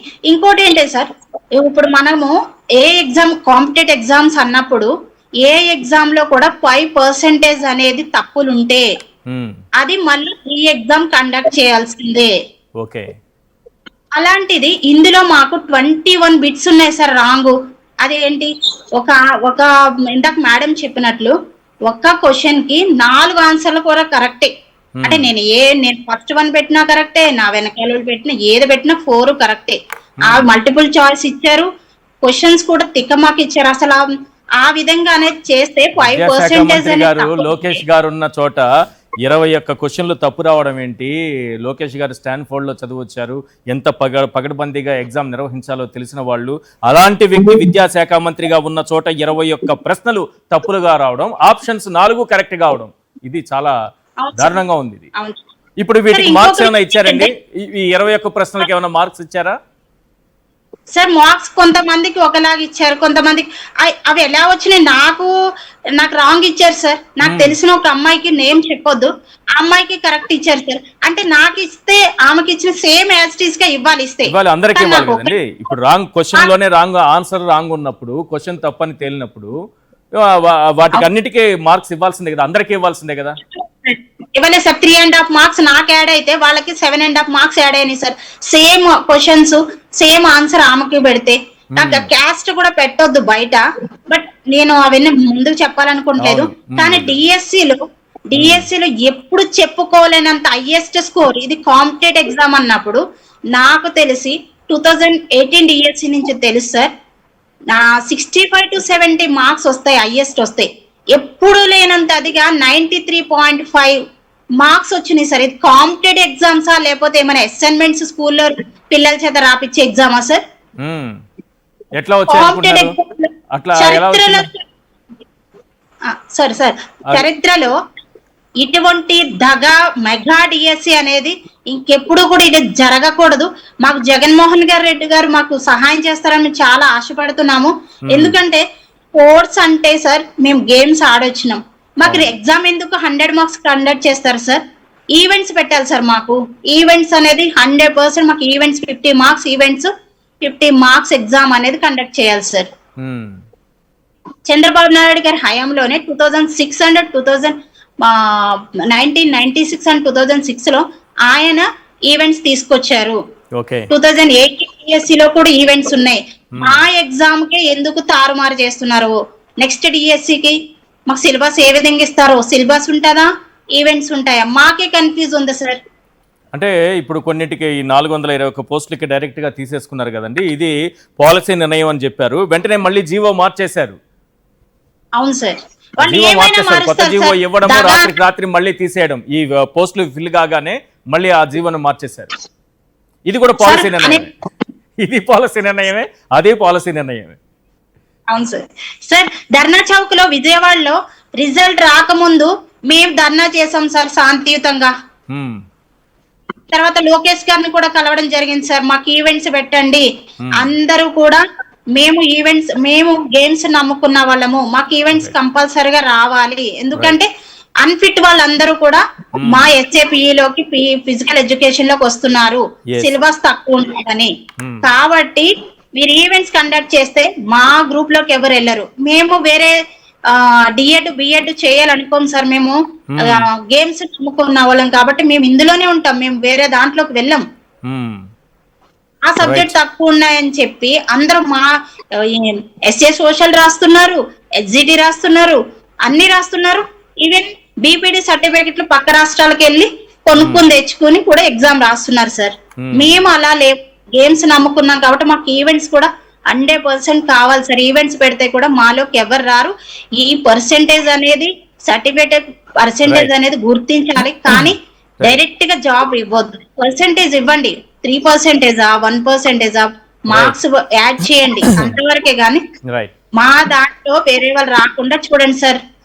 ఇంకొకటి సార్, చెప్పండి. 1:1 నిష్పత్తిలో తీసుకొచ్చారు. తీసుకొచ్చి వాళ్ళు క్వాలిఫైడ్ కాకపోయినా కూడా వాళ్ళకి జాబ్ ఇచ్చేసారు ఏదో విధంగా. ఎందుకంటే తెలుసు సార్ బయట దగా జరిగింది. 1:1 లో కూడా అన్యాయం జరిగింది కదా, దాంట్లో కూడా సర్టిఫికేట్ వెరిఫికేషన్ అయిన తర్వాత లేదని చెప్పారు. అవును సార్, ఇది 1:3 సర్టిఫికేట్ వెరిఫికేషన్ జరిగితే 1:1 లో ఫస్ట్ అతనికి అర్హత లేకపోతే సెకండ్ అతను పిలవాలి. అవును, అతను కూడా లేదంటే థర్డ్ పర్సన్ పిలవాలి. అంతేగాని 1:1 పిలిచి జాబ్ ఎట్లా ఒకట్లా ఇచ్చేసి చేతులు మార్చుకున్నారు సార్. ఇది అంతేనా? ఏంటంటే రైట్. ఎస్ మేడం, లవకుమారి గారు మళ్ళీ మాట్లాడతాం మీతో. ఎస్ ఇంద్రనీల్ గారు, ఇన్ని ఆరోపణలు వస్తున్నాయి, ఇంతమంది అభ్యర్థులు రోడ్డెక్కుతున్నారు, వాస్తవాలు ఏంటో ప్రజల ముందు జగన్మోహన్ రెడ్డి గారు ఈరోజు ప్రెస్ మీట్ పెట్టి మరీ వివరించారు. ఇలాంటి సమయంలో నిజానికి ముఖ్యమంత్రి గారు, విద్యాశాఖ మంత్రి గారు సమాధానం చెప్పాలి.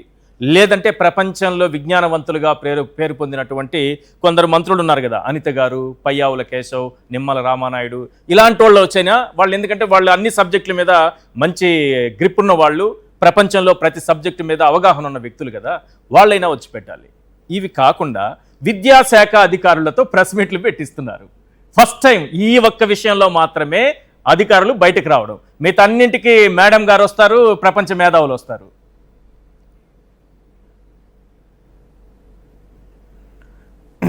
జగన్మోహన్ రెడ్డి గారు చెప్పటమో, లేదు అంటే వైఎస్ఆర్సీపీ వాళ్ళు పోరాడటమో, మాలాంటి వాళ్ళు విశ్లేషణ చేయటమో, ఇవన్నీ కూడా కాదండి.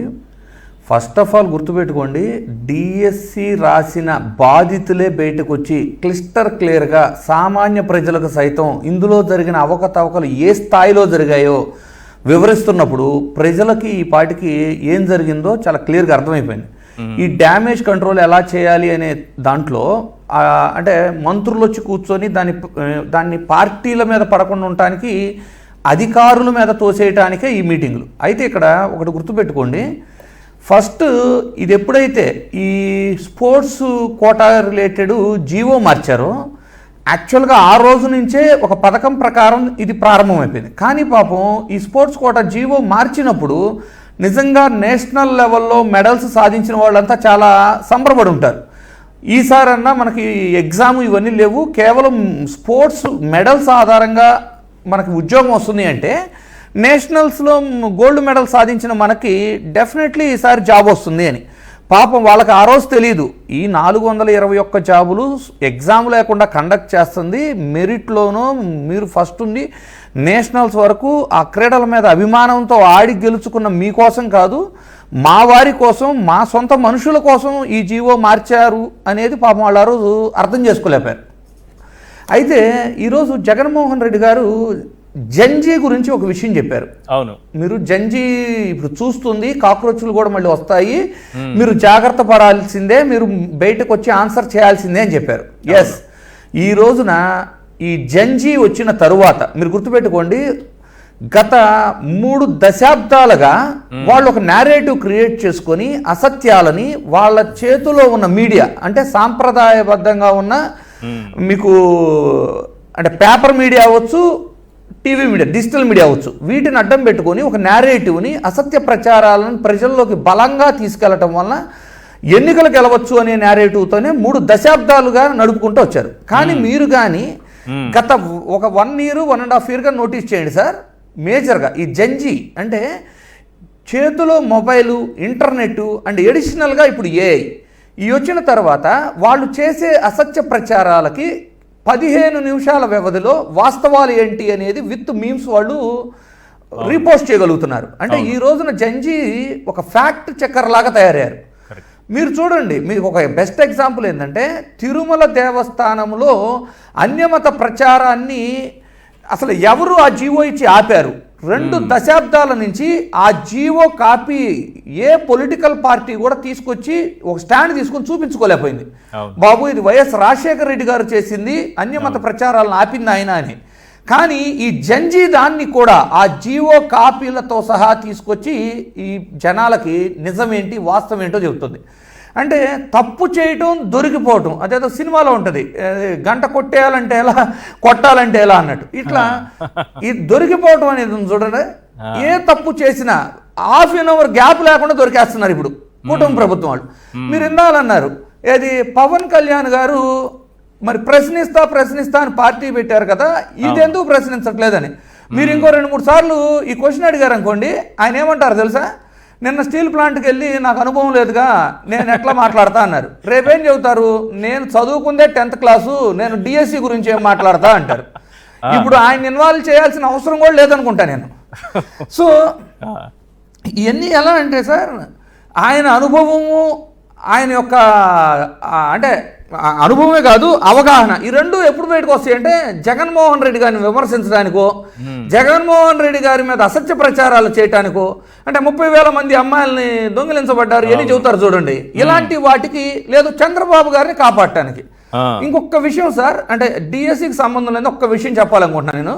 నిన్న లోకేష్ గారు ఏమంటున్నారు, కార్మిక సంఘాల దగ్గర మీ ఇళ్లలో ఎవరన్నా చనిపోయారా అని అడుగుతున్నారు చూడండి. వాళ్ళు వచ్చి సంఘీభావంగా మాట్లాడబోతే, మీ నాన్న చంద్రబాబు గారిని అరెస్ట్ చేస్తే మీ సొంత పార్టీ స్టేట్ మొత్తం రోడ్డు మీదకి వచ్చారా రాలేదా? ఎందుకు వచ్చారు? సంఘీభావం తెలపటానికేగా.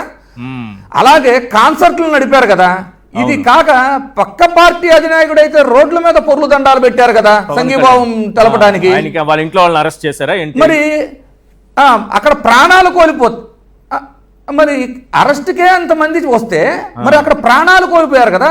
తోటి కార్మిక సంఘాలు వచ్చి సంఘీభావం చెప్పడం కూడా తప్పైనట్టు మాట్లాడతారండి. సో ఇక్కడ ఏమవుతుందంటే సార్, ఈ డిఎస్సి వ్యవహారం అవ్వచ్చు, ఇవన్నీ కూడా అధికారం ఉంది కదా అని అహంకార ధోరణి పెరిగిపోయింది అని ప్రజలకు చాలా క్లిస్టర్ క్లియర్ గా తెలిసిపోతుంది. ఇంకొకటి సార్, ప్రజలు మేధావులుగా ప్రజలు మేధావులు అనలిస్టులు జర్నలిస్టులు దీన్ని క్వశ్చన్ చేస్తే, మీ ఇంట్లో వాళ్ళు ఎవరు డిఎస్సి రాలేదు కదా, నువ్వెందుకు క్వశ్చన్ చేస్తున్నావు అని అంటారా లోకేష్ గారు, విద్యాశాఖ మంత్రి గారు? అన్న ఆశ్చర్యపోవసరం లేదు సార్, అన్న కూడా ఆశ్చర్యపోవసరం లేదు. ఎందుకంటే మొన్న చూసిన ఆన్సర్, ఆయన అడిగిన క్వశ్చన్ ఏదైతే మీ ఇళ్లలో చనిపోయారా అన్నారు చూసారా, ఇక తర్వాత ఇవన్నీ చాలా చిన్న విషయాలు. అంటే మీరు రాశారా డిఎస్సి, మీ ఇళ్లలో రాశారా, అసలు ఎగ్జామ్ పెట్టిందే మా వాళ్ళ కోసం, మీరంతా ఎందుకు మాట్లాడతారు అనే ధోరణి కూడా వచ్చింది ఇంకా 4 రోజులు ఉంటే.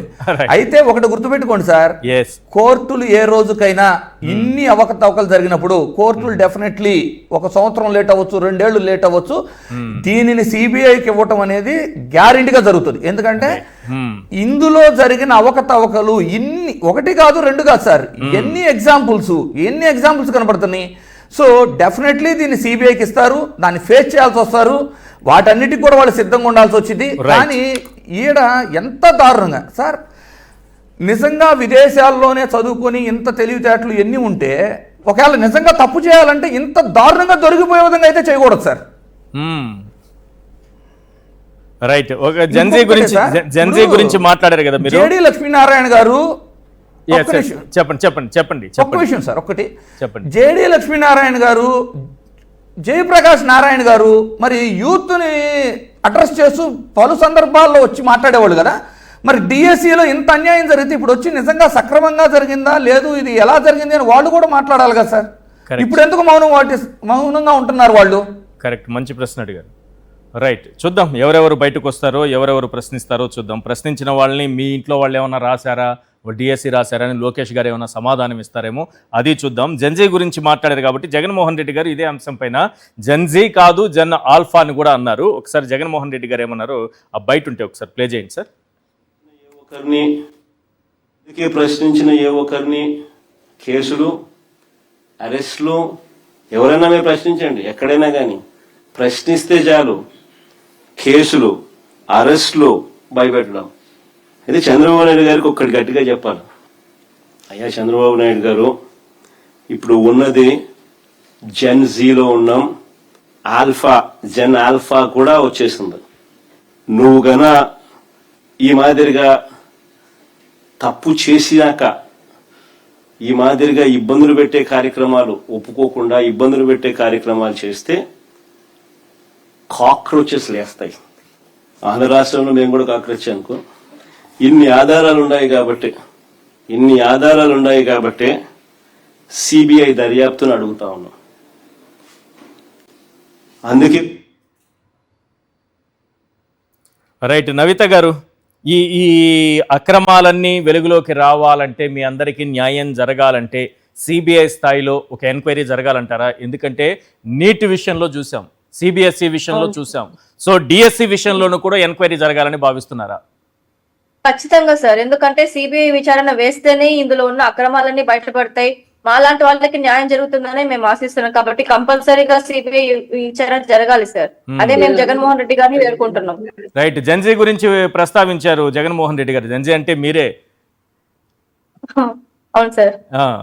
ఏం చేస్తారు అంటే న్యాయ పోరాటం ఓకే, కానీ ఇది మళ్ళీ మీకు న్యాయం జరిగేంత వరకు మీ పోరాటాన్ని ఇలాగే కంటిన్యూ చేస్తారా?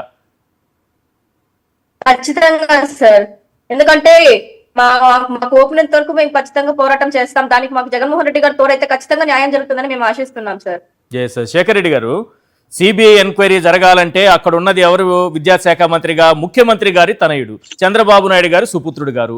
మరి సుపుత్రుడు గారి మీద సిబిఐ ఎంక్వైరీ జరుగుతుందా? అదే జగన్మోహన్ రెడ్డి గారికి వచ్చినటువంటి అనుమానం. మరి న్యాయం జరిగేది ఎలా? చంద్రబాబు నాయుడు గారు ఎట్టి పరిస్థితుల్లోనూ ఈ అంశం మీద సిబిఐ ఎంక్వైరీకి రిఫర్ చేయరు సార్. అసలు ఇంకా ఆశ్చర్యకరం, అసలు ఈ అంశం పైన ఎందుకు మాట్లాడట్లేదు? ఆయన ఎంతసేపు ఎక్కడికి వెళ్ళినా గొడ్డలే మాట్లాడుతున్నారు సార్. ఇది డిఎస్సి విషయంలో అవకతవకలు జరిగిపోయినాయి, ఈ పాపాల బైరవులు చేసినటువంటి పాపాలు మొత్తం బయటకు వచ్చేసాయి సార్. సో ఎవరైతే రాష్ట్ర ప్రజలందరికీ కూడా డిఎస్సి లో జరిగినటువంటి అవకతవకలు, కోట్ల రూపాయల ముడుపులు చేతులు మారిపోయాయి, అభ్యర్థులందరికీ కూడా అన్యాయం జరిగిపోయిందని సో గ్రామ స్థాయిలో కూడా చర్చ మొదలైంది సార్. ఈ పార్టీ ప్రభుత్వాన్ని మెడకు చుట్టుకుంది సార్. చుట్టుకున్న తర్వాత ఇప్పుడు చంద్రబాబు నాయుడు గారు డ్యామేజ్ కంట్రోల్ చేయడం కోసం సో వీళ్ళ ప్రభుత్వం నుంచి ఎవరైనా మాట్లాడితే అది ప్రభుత్వానికి ఇంప్రెషన్ వస్తుంది, వీళ్ళ పార్టీకి ఇంప్రెషన్ వస్తుంది అని చెప్పేసి అధికారులను ముందు పెడుతున్నారు. దాని గురించి ఎక్కడ కూడా వీళ్ళు నోరు మెదపట్లేదు సార్. సరే, ఇంతకు ముందు మీరు మాట అన్నారు సార్, పాలసీ నిర్ణయం సార్. పాలసీ అంటే ఏంటి సార్? 99 పైసలకి 1000 కోట్ల రూపాయల భూములు కట్టబెట్టడం పాలసీ సార్. స్వచ్ఛమైనటువంటి బీచ్ల్లో బార్లు, బీర్లు, అదే విధంగా మద్యం, విందు, చిందు వేయడం సార్ పాలసీ అంటే. సో ప్రభుత్వ ఉద్యోగాలు సార్, డిఎస్సి ఉద్యోగాలు ఏదో నార్మల్ ఉద్యోగాలు అంటే ఒక లెక్క సార్. డిఎస్సి ఉద్యోగాలు అంటే భవిష్యత్తు తరాలని తీర్చిదిద్దాల్సినటువంటి ఉద్యోగాలు సార్. ఎవరైతే మెరిట్ ఉంటారో, ఎవరైతే నాలెడ్జ్ ఉంటారో వాళ్ళు భవిష్యత్తు తరాలకి మంచి విద్యాబుద్ధులు నేర్పించి వాళ్ళ యొక్క భవిష్యత్తుని, ఆంధ్రప్రదేశ్ భవిష్యత్తుని కూడా తీర్చిదిద్దాల్సినటువంటి వ్యక్తులు సార్. వాళ్ళకి పాలసీ ఏం సార్? డిగ్రీ పాస్ అవ్వక్కర్లేదు, టెట్ రాయక్కర్లేదు, డిఎస్సి రాయక్కర్లేదు, ఏదైతే సైన్స్ ఉద్యోగం ఇచ్చేస్తాం, తెలుగు టీచర్ ఉద్యోగం ఇచ్చేస్తాం, ఇంగ్లీష్ టీచర్ ఉద్యోగం ఇచ్చేస్తాం, సోషల్ టీచర్ ఉద్యోగం ఇస్తాం, మ్యాథ్స్ టీచర్ ఉద్యోగం ఇచ్చేస్తాం. డిగ్రీ పాస్ అన్న వాళ్ళు మ్యాథమెటిక్స్ ఏం చెప్తారు సార్? ఉద్యోగులకు ఏదైతే విద్యార్థుల్ని ఏం తీర్చిదిద్దుతారు సార్? అదే policy sir. GO 74 sir, GO 74 ప్రకారం ఖచ్చితంగా డిఎస్సి రాయాల్సిందే. డిఎస్సి రాస్తే దాంట్లో వెయిటేజ్ ఇస్తారు. ఆ వెయిటేజ్ ని దాన్ని పక్కన పెట్టేసి ఆ జీవోని రద్దు చేసి జీవో నెంబర్ 447 తీసుకొచ్చి కొత్త పాలసీ అని చెప్పేసి 2% ఉన్న రిజర్వేషన్ 3% చేసి ఇవేమి కూడా క్వాలిఫికేషన్ లేకుండా చేసి నేషనల్స్ లో ఆడిన వాళ్ళకి వెయిటేజ్ ఇవ్వకుండా, నేషనల్స్ లో పార్టిసిపేట్ చేసిన వాళ్ళకి ఉద్యోగాలు ఇవ్వకుండా, so inter district, inter college, inter university తరఫున పార్టిసిపేట్ చేసిన వాళ్ళకి పార్టిసిపేట్ సర్టిఫికేట్ ఇచ్చిన వారికి దాదాపుగా వీళ్ళందరికీ కూడా ఇస్తా ఉంటే ఉద్యోగాలు భక్తి 270 మందికి సార్ ఇంటర్ యూనివర్సిటీ పథకాలు లేవంట. సిబిఐ ఎంక్వైరీ జరగాలంటాం కదా సార్. సిబిఐ ఎంక్వైరీ జరగాలని జగన్మోహన్ రెడ్డి గారు ప్రెస్ మీట్ పెడితేనో, ఇక్కడ మనం డిబేట్లు పెట్టి మాట్లాడుకుంటేనే పాపం ఆ అభ్యర్థులు అక్కడ కూర్చొని చెబితేనో సిబిఐ వచ్చి ఎంక్వైరీ చేయదు. మీరు ఢిల్లీ స్థాయిలో పోరాటం చేయాలి, ఇది చేస్తేనే అవుతుంది. రెండోది మనం చూసాం, నీట్ విషయంలో చూసాము ఎన్ని అవకతవకలు ఎలా బయటపడ్డాయి. మరి డిఎస్సి కూడా అలాంటిదే కదా, జాతీయ స్థాయిలో చర్చ జరగాల్సిన సబ్జెక్టే కదా ఇది. సార్ నేను చంద్రబాబు నాయుడు గారికి విజ్ఞప్తి చేస్తున్నాం సార్. మేము వైఎస్ఆర్ కాంగ్రెస్ పార్టీ తరఫున విజ్ఞప్తి చేస్తున్నాం. జగన్మోహన్ రెడ్డి గారు ఈ రోజు చెప్పింది కూడా ఇదే సార్. ప్రజా విప్లవాలు ఎప్పుడు మొదలైతే అంటే నిరంకుశత్వం, నియంతృత్వం నుంచే మొదలవుతాయి సార్. ఆల్ఫా జంజీ గురించి జగన్మోహన్ రెడ్డి గారు ఎందుకు మాట్లాడారంటే, ఈ టిఎస్సి విషయంలో మీరు విచారణ జరిపించకుండా ఇలా నిరంకుశత్వంగా మీ తనయుడిని కాపాడటం కోసం చట్టాన్ని తుంగలో దొక్కి టిఎస్సి అభ్యర్థులని వాళ్ళ యొక్క భవిష్యత్తును అంధకారంలోకి తోస్తాము అంటే ఖచ్చితంగా జంజీ ఉద్యమాలు వచ్చినట్టే డిఎస్సి వాళ్ళు కూడా బయటకు వస్తారు. మీ ప్రభుత్వాన్ని ఎండగట్టడం కోసం ప్రతి ఒక్క డిఎస్సి అభ్యర్థి ఒక కాక్రోచ్ అవుతాడు. ఆ డిఎస్సి అభ్యర్థులకు తోడుగా వైఎస్ఆర్ కాంగ్రెస్ పార్టీ కార్యకర్తల దగ్గర నుంచి నాయకుల వరకు జగన్మోహన్ రెడ్డి గారితో సహా అందరం కూడా తల ఒక కాక్రోచ్ అవుతామని చెప్పి జగన్మోహన్ రెడ్డి గారు వెరీ క్లియర్ గా చెప్పారు సార్. ఇండికేషన్ చంద్రబాబు నాయుడు గారికి చిత్తశుద్ధి ఉంటే, ముఖ్యమంత్రి గారు చిత్తశుద్ధి ఉంటే, దీని మీద మీకు చిత్తశుద్ధి ఉంటే, తప్పులు జరగకపోతే మీ కొడుకు సచ్చీలుడైతే మీ కొడుకు సచ్చీలుడైతే మీరు సిబిఐ ఎంక్వైరీ చేయించడానికి ఎందుకు వెనకాడుతున్నారు? Right, good point. రైట్, చూద్దాం దీనిపైన ఎటువంటి ఎంక్వైరీ జరుగుతుందో. నిజంగా ఈ అభ్యర్థులందరికీ అన్యాయం జరిగిందని అంటున్న వాళ్ళందరికీ కూడా న్యాయం జరగాలని కోరుకుందాం. Thank you sir Shekar Reddy garu చర్చలో పాల్గొన్నందుకు. ఇంద్రనీల్ గారు థ్యాంక్ యూ అండి. నవ్యత గారు, ఝాన్సీ గారు, లవకుమారి గారు థ్యాంక్ యూ సో మచ్ అండి. వాళ్ళ చర్చలో జాయిన్ అయినందుకు మీ అందరికీ కూడా న్యాయం జరగాలని కోరుకుంటున్నాను. ఇది వాళ్ళ చర్చా కార్యక్రమం. చూస్తూనే ఉండండి సాక్షి టీవీ.